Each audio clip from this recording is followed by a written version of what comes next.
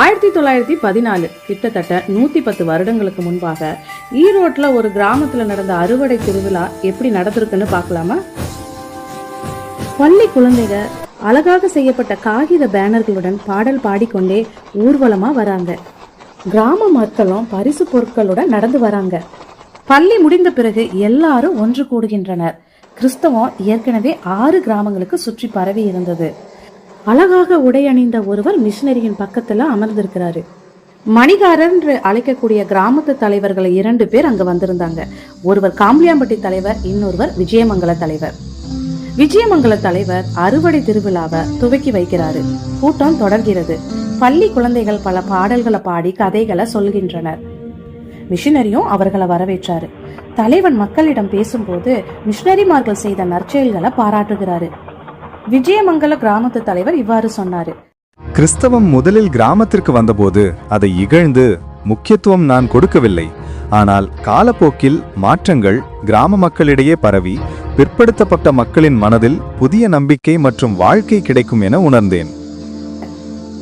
மக்கள் சிறு நாணயங்களை வருடம் முழுவதும் ஒரு மண் உண்டியல்ல போட்டு சேகரித்ததை பகிர்ந்து கொண்டாங்க. பலர் சிறப்பு நன்றி காணிக்கைகளை கொண்டு வந்தாங்க. அமித வாசகம் என்ற ஒரு மனிதர் பொற்காசை கொண்டு வந்து மேடையில வைத்தாரு. 8 ஆண்டுகளுக்கு முன்பு அவர் ஞானஸ்தானம் பெற்றிருந்தாரு. 7 ஆண்டுகள் அவர் தூங்கியபடியே இருந்தாரு. அதாவது கிறிஸ்தவ செயல்பாட்டுல எதுலயும் அவர் ஈடுபடல. பள்ளி மூடப்பட்டது. மக்கள் அஞ்சியபடி இருந்தாங்க.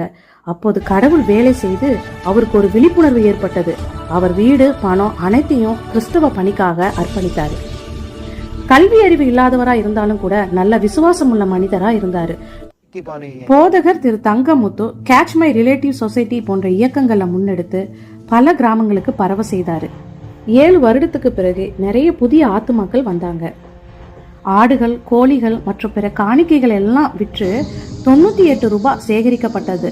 அதாவது 6 பவுண்ட் 10 ஷில்லிங் 8 பென்னி. இது 1912 இருந்ததை விட இரட்டிப்பு. மற்றொரு கிராமமான மூங்கில்பாளையத்துல 86 ரூபாய் நன்றி காணிக்கையா வழங்கப்பட்டது. மக்களிடையே உள்ள இந்த ஆர்வத்தை பார்க்கும்போது அவர்களிடையே ஏற்பட்ட ஒரு மாற்றத்தை பிரதிபலிக்குது. இதற்கு காரணம் ஆரம்பத்துல எதிர்ப்பு ஏற்பட்டாலும் பல ஆண்டுகள் சிரமங்களுக்கு நடுவே நடந்த ஊழியமும் ஜபந்தான் பின்னாட்களில் முன்னேற்றம் ஏற்பட்டது. இந்த அறுவடை திருவிழாவில் இந்த கிராமத்து சமூக மக்களிடையே புதிய உற்சாக அலை வீசியதை பார்க்க முடிந்தது.